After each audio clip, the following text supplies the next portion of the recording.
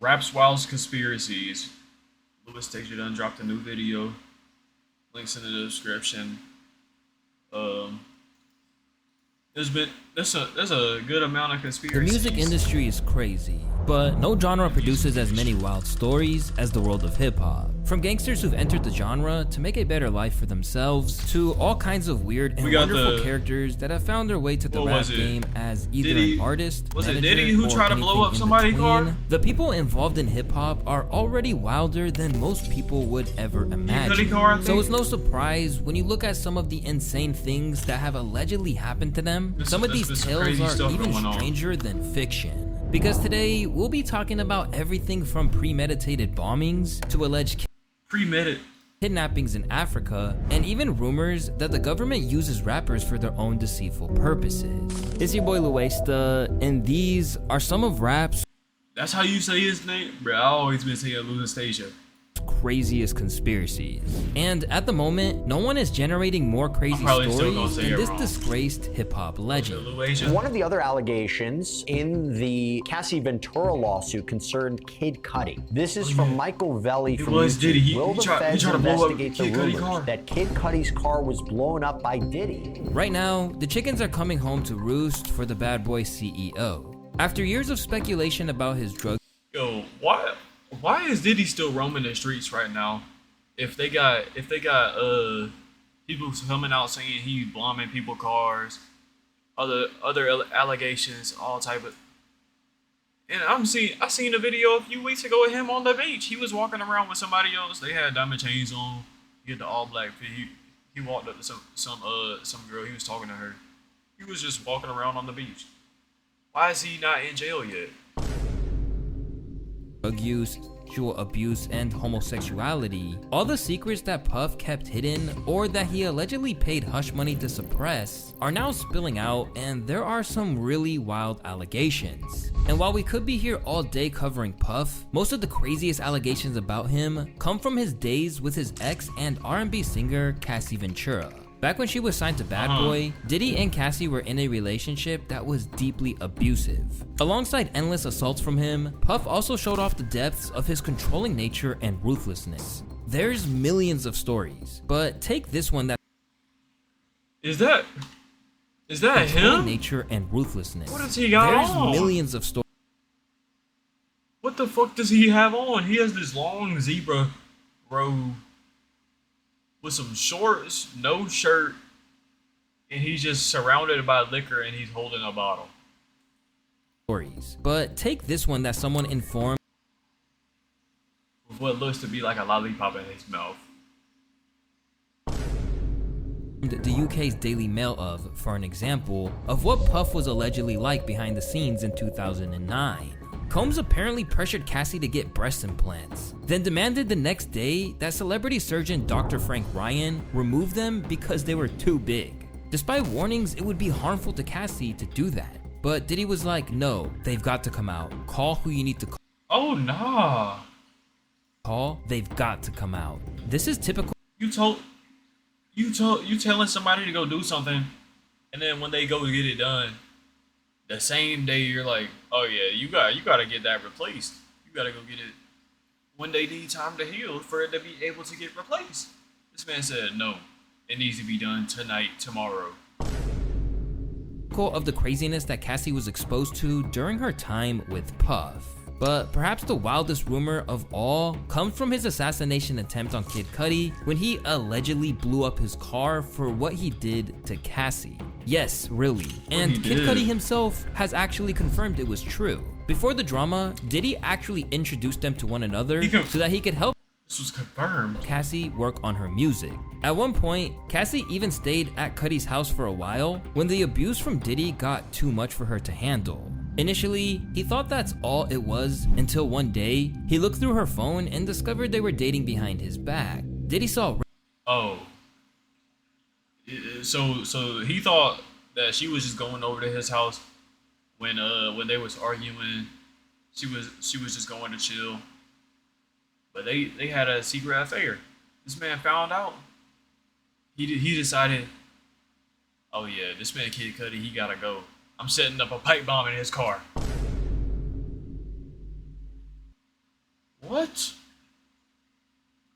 Red, prompting him to, quote, place a manual corkscrew between his fingers and chase her around the house. Her then security guard, Roger Bonds, corroborated this story in an interview with Vlad TV. From what I'm hearing is that she was having an affair with Kid Cudi. When he went through the phone, he called the number and Kid Cudi picked up. And he was like, what? I don't know exactly what he said. I know that he went over to his house and Kid Cudi wasn't there. So I know at that particular time, after that happened, Cassie wouldn't come around. When he couldn't exact his revenge on Cassie herself, he took his frustrations out on his personal assistant, Capricorn. And he really got upset with her because she had to know about Kid Cudi because she never went to the studio by herself. She always went with Cassie. And he put hands on Capricorn because of that situation. And Capricorn ended up leaving and suing him for it. And he paid Capricorn $450,000. Eventually, Cassie returned to Diddy's side,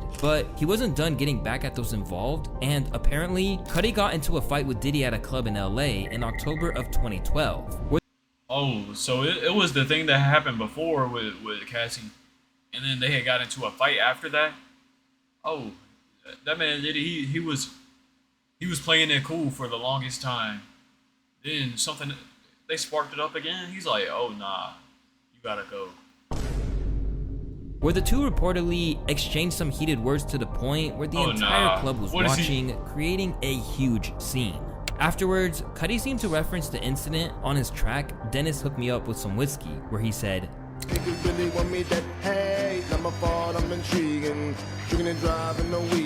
which many felt like was a direct response to the situation. But Cudi probably didn't realize how right he was about that. And since Diddy was unable to let go of what happened, he hatched a plot to get back at Cudi by blowing up his car as it sat in the driveway of his house. And to make sure he knew who— Bro, that's like some of the mafia game stuff, bro. I feel like that's probably also happened in real life, but I've only seen it in the mafia game. When I think it was Frank. That man got up in the car. Actually, no, they had set it up for him. His wife had came out, bro. Who he was messing with. He even literally told Cassie that he was gonna do it. In February of 2012, during Paris Fashion Week, Diddy told Cassie that he was going to blow up Kid Cudi's car, and that he wanted to ensure that Kid Cudi was home with his friends when it happened. Around that time, Kid Cudi's car exploded in his driveway. Oh, but no. What people probably didn't expect was that He Cudi wanted to make sure everybody saw it. up. Because just days after the story came to light, a spokeswoman for Kid Cudi additionally confirmed Cassie's account to the New York Times, where she said, "This is all true." Among all of the stories that emerged, this really left people shook because it showed the length that Puff was willing to go when he had a message to send. One user wrote that this incident, quote, scared him the most, and that it only was ignored because it was another celebrity. Imagine that was a random innocent civilian. That shit is terrifying. He even knows the number to call to arrange a mafia-style hit like that. And according to Boosie, Diddy was essentially straight sick mafia in style. love to do something like this. If somebody do that behind a woman, you sick in love, like you on something. Initially, some people were skeptical that Diddy could get away with this for so long. No way Kid Cudi's car blew up and not a single article to be found about it. But it turns out this actually wasn't the first time it had been brought up. Way back in 2014, a writer named Gavin Godfrey actually tweeted about it, saying, "I heard Diddy set Kid Cudi's car on fire for messing around with Cassie once." Despite being an iconic figure in the rap game, How nobody Diddy knew it? How apparently nobody say operated nothing more about like this a mob until, like, boss than a months record ago. label CEO. But it seems like he wasn't a concern for the people at the center of the next conspiracy theory, the hip-hop police. When it comes to the police of hip-hop, you probably think of people like DJ Vlad, who many accuse of using his interviews as a way to try and get rappers to confess to serious crimes, such as the time he asked this to Pee Wee Longway in February of 2017. Like, how old were you when you first started hustling? I wasn't hustling, man. I was a school guy, man. Going to school, handling my business, man, you know? You 100% legal? You were good? Yeah. Oh nah, them are straight fed questions. Doing everything by the book? Doing it by the book, man. Make sure it happens. Okay. He's as Those are fed ass questions, bro. You know, there's some other people that make content that is fed like, but they obviously aren't, because they aren't doing stuff like this where they are interviewing the people, asking them, like, so you aren't making any illegal money, right? like Trap Lord Ross. He makes fed like content, but he uses everything that's already been on the internet. So he's just making long form content of the stuff that's been documented. But Vlad, So many questions that caught so many rappers off guard, and even pulled a Nardwar on Lil Baby one time. Okay, you got into a fight with a white dude. Exactly. Was it like a racist thing? Was it like whites and blacks kind of clicked up in there? How you know that? That's just how prison is most times. I'm telling you, how you know I got into it with a white No, what? dude though? I think you may have mentioned it in the past. It got so bad that in one interview, Griselda's Benny the Butcher straight up called him out for it. But let me ask you this. Okay, let me ask you this question right here. Let me ask you this. If you got the platform and you know that, you know what I'm saying? Like, what make you ask dudes questions like that? Anyone who I talk Because he's trying to get people to admit it. to, I talk about past shit. Mm-hmm. I don't interview people knowing they're still doing whatever illegal shit in their present life. Right. You know, as I'm talking to them. We don't have those types of relationships. Right. Yeah, he's just talking to them, hoping that they'll confess of their illegal doings that they're currently doing. That's why he's asking the questions, obviously. And in fact, we've even, you know, you'll see certain interviews where it's like, oh, you have an open case? Let's not talk about it. Next question. Okay, right. You know what I'm saying? Like, you know, when I interviewed the Baby, he still had an open case, you know, when he killed that one dude in self-defense at Walmart. So I said, hey, we're just not going to talk about it. Vlad's interviews are so much more like interrogations that people even think he played a part in getting a rapper by the name of AR Ab locked up, as it was allegedly reported that he admitted to a crime while doing an interview with him. However, it was debunked by AR Ab himself. But while Vlad was accused of being a Fed who willingly tried to incriminate rappers, there's a conspiracy that runs a bit deeper when it comes to the police of hip-hop.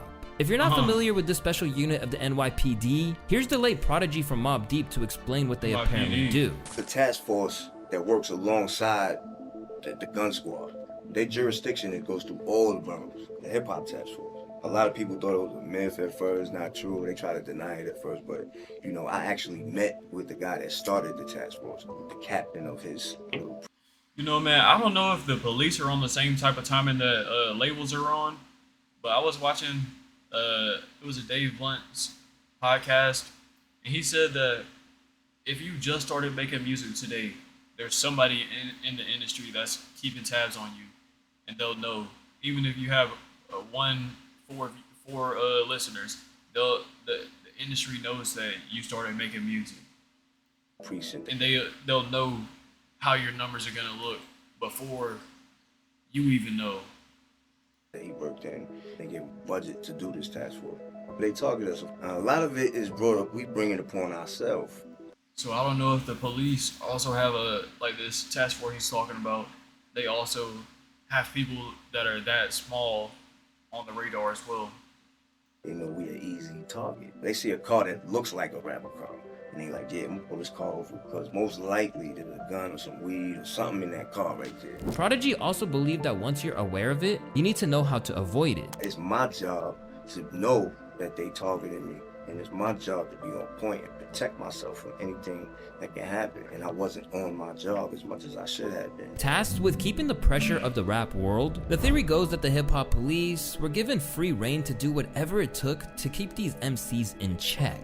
And over time, the officers enforcing this law became recognizable figures to rappers like 28, I feel like that video in the background I seen. who had to deal with harassment from them on a daily basis. Hip-hop police used to follow me home, follow 50 home. I done been to clubs and hip-hop police will have 4 or 5 cars. Back then we had Superman. Y'all don't even know who Superman is. Superman was tall, he looked like Christopher Reeve. He'll grab you right out the car, grab by the waist. He was a cop? He'll see the weed, he'll be like, I don't care about it. Where's the guns? These are all hip-hop police. You had Curly Top, Superman. When them niggas come, you better not have a gun on you. The feds are watching. Throughout the years, their existence was They're shrouded watching. in mystery. But since the Every 90s, single artists step. have gradually lifted the lid on what they experienced, and because of that, today's artists are aware of them and actively trying to stay off of their radars. If you haven't read Decoded Jay-Z's book, he got a great scene in there about the hip-hop police. It's real interesting. So You ever had any run-in with the hip-hop police? not yet. Now I'm you trying to trying to build provoke up. that so I Exactly. can make sure that I can tell the tale too, because that ain't cool. He's trying to provoke that. He's trying to provoke a run-in with the hip-hop police. No. They can't be doing that shit. Not in real life. Nah, not in real life. It's cool to just, act like it's like a myth. But if they really doing that shit, that's kind of weak. Although it started in New York, it seems like dedicating an entire unit to dealing with visiting rappers has spread to the South. This was made clear in a 2004 Miami Herald article where they accused their police department of secretly watching and keeping dossiers on hip-hop celebrities, and said that they photographed rappers as they arrived at Miami International Airport. Oh yeah, in the wake of the taking news, pictures of the all American of y'all. Civil Liberties Union and the Hip Hop Summit Action Network soon threatened legal action on the grounds that a very dangerous precedent has been set. It needs to be exposed, and we're going to take legal action against these police departments for violating the constitutional rights of hip-hop artists. As crazy as this is, it turns out there are some Hip-hop artists, when it dirty cops in their ranks too. According to Uncle Snoop, he even managed to bribe them to work for him instead. Nigga, whenever I would go to New York, them motherfuckers would be outside my hotel. They would follow me to the motherfucking shows. They arrest certain niggas with me that, like, if a nigga had weed on them, they would be, like, on a nigga heels, like, right there. Like, damn, cuz, like, hold on, them niggas like a real movie or a TV show when you just know a nigga following you. Then one day I had my security, like, go holler at them niggas, man. Went and holler at them. Yeah, we the hip-hop police. We on Snoop ass. He better not do a motherfucking thing while he out here. I went down there by myself. Oh, hell no. What's up with you? Why y'all follow me? I don't do crimes. I don't do all that shit, man. What's going on? Oh, man, Snoop Dogg, we really love you, man. We ain't fucking with you like that. Man, what's happening? Why don't y'all work for me, man? Look out for a nigga, man. Put a few dollars in y'all pocket. That sound like a good idea. I'm gonna run it past my partner. In the 90s, yeah. rap had so many streets. That man said, "Hey man, I give y'all like $2,000 a week to come work with me. You and your partner, y'all come guard me, arrest whoever I need." They were like, "Say no more." Certified artists for them to target. But if our next conspiracy theory is to be believed, then that might not have been a coincidence. And maybe even the success of the drill scenes we see today have a more sinister undercurrent to them. This is the alleged plot to use gangster rap to populate private prisons. You guys might know a man by the name of Charleston White, the unfiltered spokesman of hip-hop who has been banned across multiple social media platforms for his controversial takes. Well, one time I did a video on him, and in my research, I found the clip where he had a hot take about gangster rap that may actually have some truth to it. Here's the clip. Gangbanging came before gangster rap. And then the rap perpetuated it. And solidified it, yeah. Just the propaganda, the fuel to it. Now, what's crazy is that not too long ago, an anonymous confessional from a former music executive was released. And it really shows that Charleston was onto something. After seeing what had happened since he left the industry, he felt the need to speak out about what happened back in 1991 when a group of music business bigwigs gathered outside of Los Angeles. In his anonymous confessional, the unnamed whistleblower recalled seeing some people he didn't recognize, and it was them who explained their plot. He told us that since our employers have become silent investors in this prison business, it was now in their interest to make sure that these prisons... Oh, so you mean to tell me that I think the people who were investing in the music industry, they now started investing into the prison industry. And they're like, oh yeah, these rappers and the people who are listening to these rappers, they're doing crimes. So y'all just go ahead, fill up these prisons. We get paid for having inmates, and we're about to go crazy. Put all of them in jail.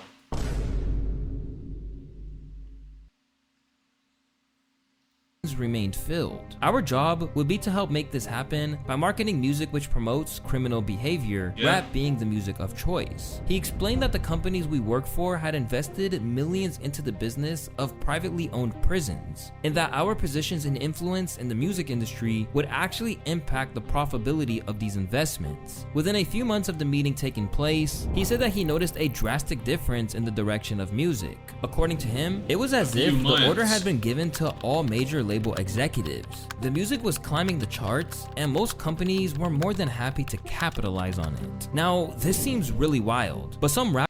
This was probably like the early mid-2000s. Maybe, probably even before that, not gonna lie. Because gangster rap has been popular for a long time.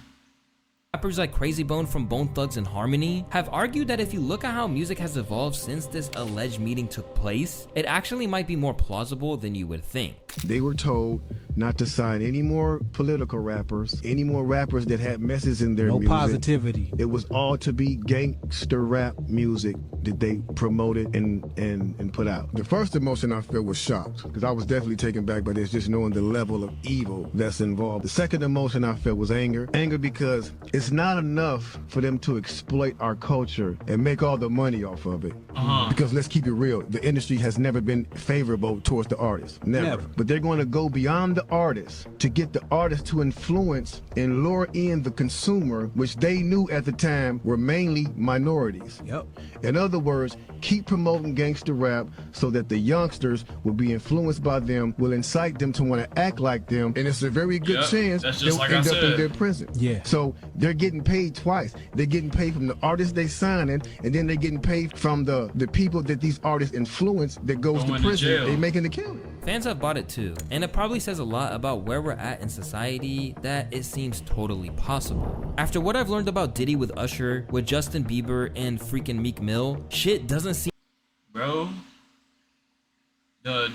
all that what he just said, that was insane time in the hip hop area, because this was also around the time.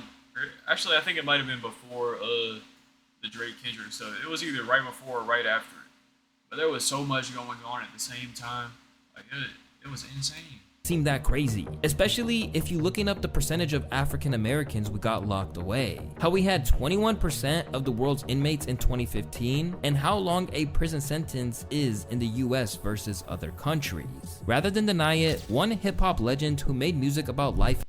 Wait, African Americans are 21% of the worldwide jail population? That's an insane stat. In the streets actually thinks it's easily detectable when you look at who really benefits from all the violence surrounding gangsta rap.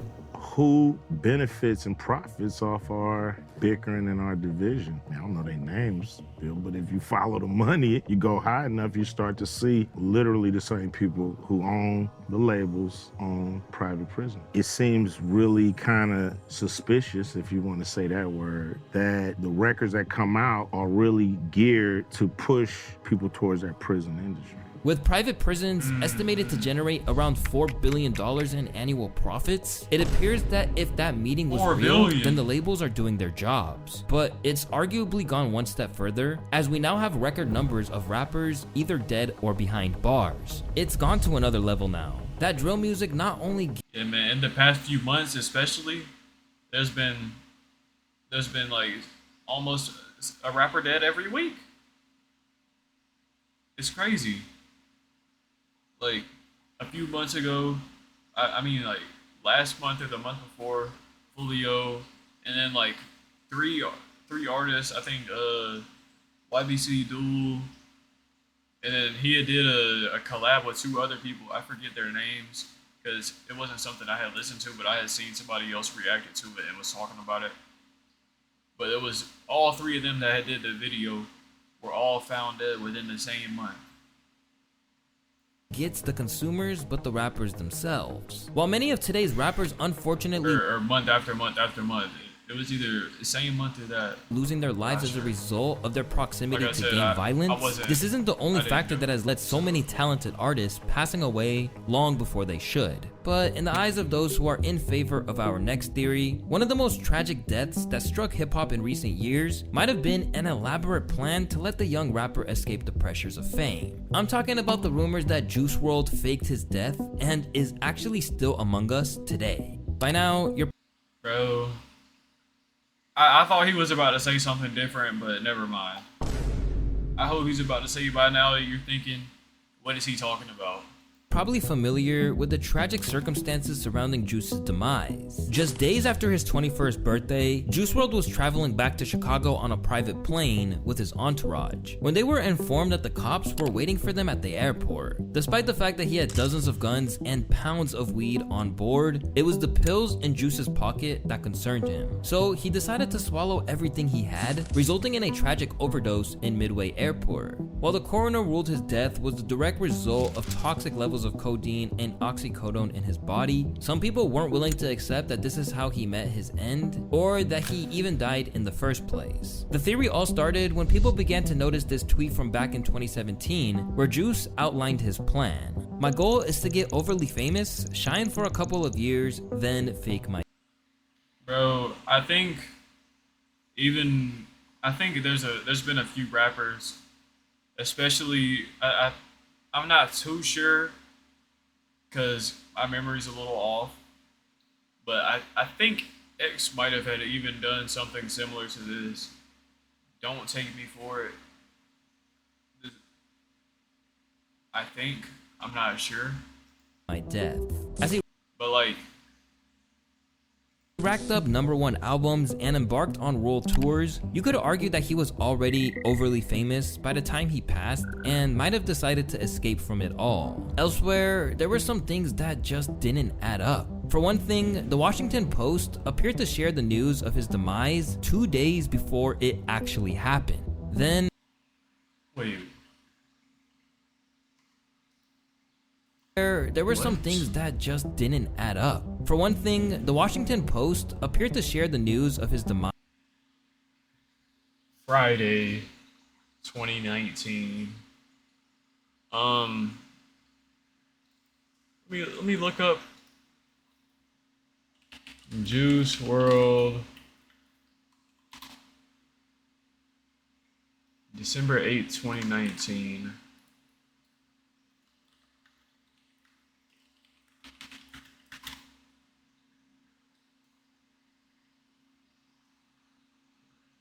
Hold up. They posted it on Friday, and it was found on Sunday. Hold up, let me let him cook. 2 days before it actually happened. Then, as is always the case when a rapper passes away in suspicious circumstances, people started to dig deep into his lyrics for clues that he orchestrated the whole thing. For example, in All Girls Are the Same, Juice says, "I'm a jealous boy, really feel like John Lennon." Not only was December 8th the exact day that John Lennon was murdered, but it's also the same day Juice died. Other people drew parallels to Tupac Shakur, another rapper who was alleged to have faked his own death and had mapped the whole thing out on his final album under the name Machiavelli. On his track Chrome, Juice mentioned not only the drug use that had apparently spelled his end, but he also mentioned the rapper who was at the center of one of the original rap conspiracy theories. Does anybody know what planet I'm on? I'm on Venus, giving aliens penis. Juice WRLD, Machiavelli, I mean it. With so much speculation swirling around, what probably didn't help was the fact that his ex-girlfriend, Ali Lottie, was throwing fuel on the fire with her Instagram rants that, while never claiming he was still alive, certainly implied that some other stuff was going on.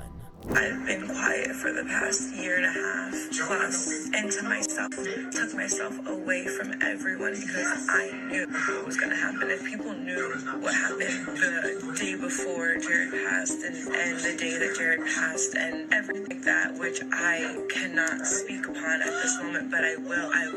I just have This is very interesting. to make sure that I am safe. Y'all mad because literally I'm like, oh, blah, blah, blah. You guys think he died from a... You're wrong.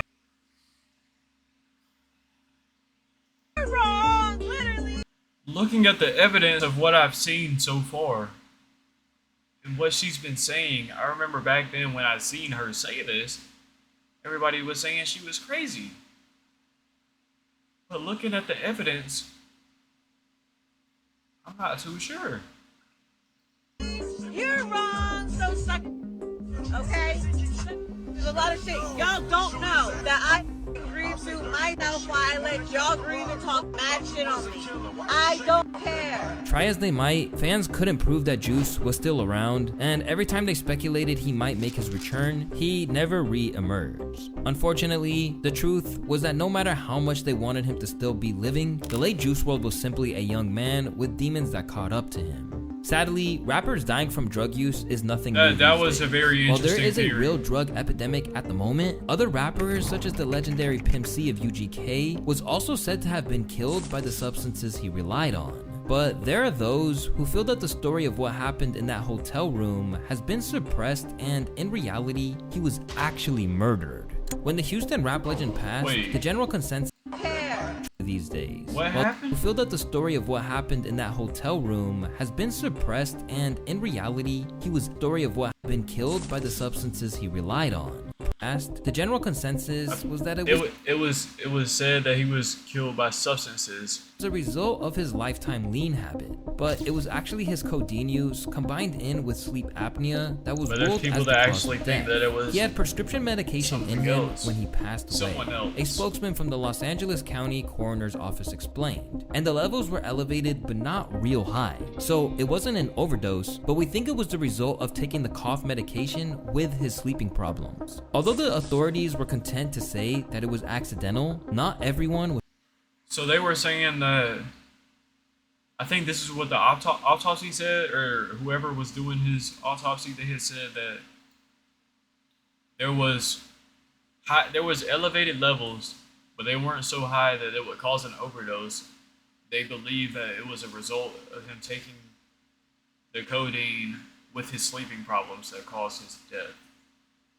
Angeles County Coroner's Office explained, and the levels were elevated but not real with his sleeping problems. Although the authorities were content to say that it was accidental, not everyone was convinced, because in the weeks leading up to his tragic passing, Pimp C had been hellbent on exposing the seedy underbelly of the rap world. First, he made some enemies with his Chronicles of Pimp C articles for Ozone magazine. In these columns, he called out everyone from alleged undercover homosexuals in music to people like Houston producer Lil Troy, who he I wonder, was he calling out Diddy back then?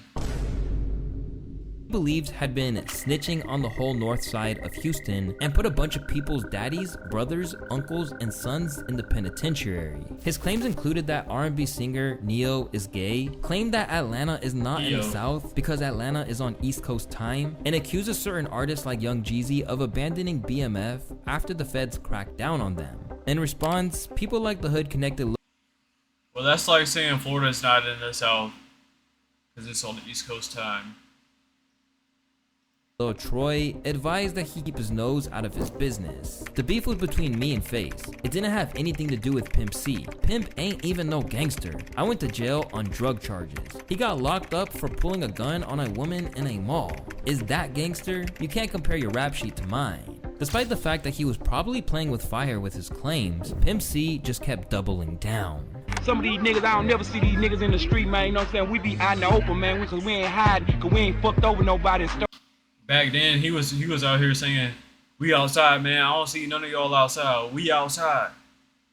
Told nobody money, man. We ain't told on nobody. And I just left the penitentiary, and man, the nigga with the little time with the nigga that was the punk down there, nigga. The nigga doing 25 and anything over one digit was staying up guy. The nigga with 2 Why he years, talking 3 on the years beat? down there fucking them boys in the head, nigga. You know you is, nigga. Know what I'm talking about, old punk ass nigga. And while I'm talking about it, there's a whole bunch of you whole ass rap niggas that's in the closet, nigga. As news spread of his passing, the South went into mourning. Oh, the people, they're saying that the people who are alleging who were in the apartment who were saying that it was actually somebody else.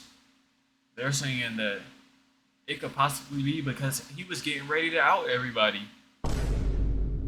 But as the years passed, some of those close to him began to reveal information which might suggest that the narrative we've been told isn't exactly true. First, there was the 3-6 Mafia's DJ Paul, who was with Pimp C just days before his passing. He said Pimp C was like he was laying down like he was praying, and but it was blood all over the bed, like he threw it up, but they thought he had been shot in the head. You know, they didn't know what the hell happened. While he didn't necessarily say there was foul play, the Bay Area's Too Short had reservations based on the lack of transparency over what happened that day. So right off the rip, I'm like, what happened? What happened? And all I get back is, well, he was in his room by himself, and they found him. I'm like, was the door, did it have that thing on it? Like, tell me something. And the most I could get was, I never got if the door was locked and I just had to break it down. Because if the door wasn't locked, that means somebody left out. With me, I never really heard something that would give that closure for me. I never really heard anything tangible or true, like what happened to my guy. While there were alarm bells ringing already, the person who really raised the alarm was Pimp C's biographer, Julia Murray.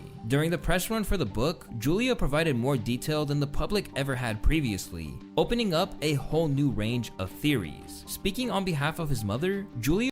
Wait, he was writing a biography before he died, and she was like, oh, well, if he just passed away, and he wanted to write a biography, she just came out and spoke about it. Julia revealed that she felt something was amiss in the reports. His mom believes he was murdered, and she basically breaks down the reasons why she believes that. But as far as like physical evidence, I had some other people review the autopsy report and things like that, and they didn't really come to a solid conclusion as far as any foul play. A lot of people have heard that he died of a codeine overdose, which is not true at all. The coroner said, he did not overdose. And then you had all these newspapers that said that he did overdose. So that was just irresponsible media that came up with that story. But the official story was that he had sleep apnea, which is a condition which can make it hard for you to basically stop breathing in your sleep.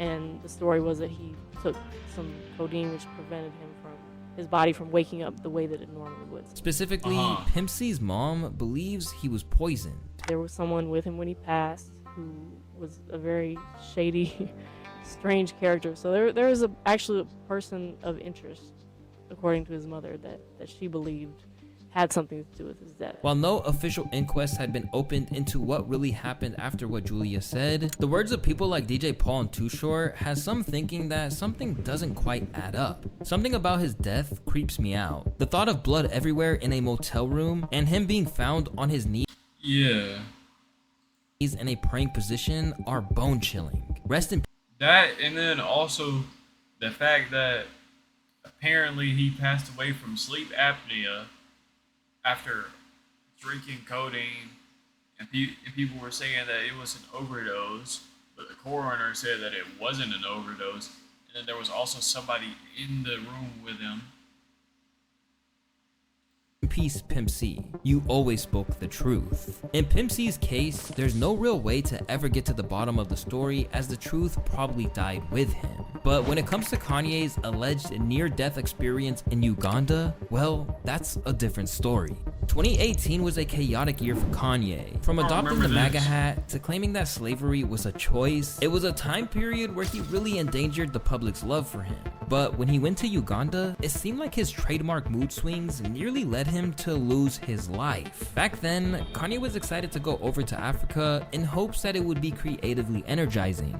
We have to go to what is known as Africa. I just need to go and even find out what it's really called and just grab the soil and cook food, 5 meals a day so the metabolism stays up, and have my kids in the studio and have the mic in the open. Initially, it seemed like all was going well. He was meeting and greeting the president, not to mention giving away free Yeezys to Ugandan children. But the trip was about to go off the rails during a fateful trip to the jungle. On September 29th, 2018, Radar Online reported that Kanye and his family had visited a jungle safari in the night when Kanye decided he wanted to return to their exclusive resort. But his security said that was I do remember this. I do remember impossible. that. Apparently they told Kanye they couldn't get a plane back and guarantee his safety, so Ye hired locals to escort him back home. Immediately, this was a concern for his team. They thought these guys were gonna kidnap Kanye, the source said. Both sides flashed their weapons and neither side would back down. It was a battle of wills, the source continued.